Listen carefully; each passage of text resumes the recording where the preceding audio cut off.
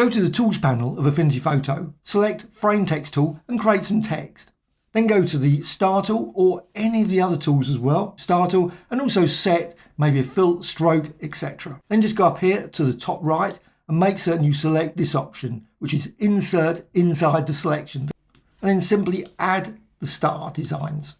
And you can add them to any size. They're vector designs for any size of work. What you can also do, you can still modify the stroke. So go over here, maybe go and turn it into red. You can also change the number of points. You can also apply effects. So just go to filters and then distort and deform, say, or blur and Gaussian blur, and just blur the design.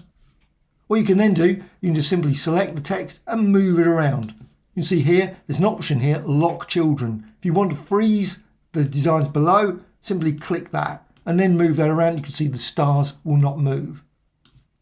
So click there again, and now they will move. You can rotate the design, etc. What you can also do is, of course, I've got all these designs, they're all below the current frame text. Well, of course, what you can do, you can add some designs above as well. Now, that is not obviously going to be part of that star, so you might want to group it. So just go there, select both of those, and then go to right click and group. So they are grouped. What you can also do then is just go to this star, and you can go down to set all the various options here, but you can also go to blending modes. So just go down here and you can say difference there, or divide, etc. And you can still resize this design and apply it over that text.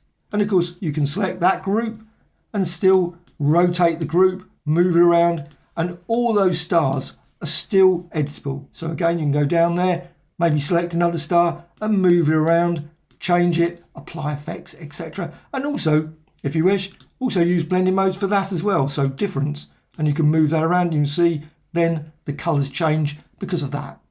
Hope you found this of interest. Thank you much.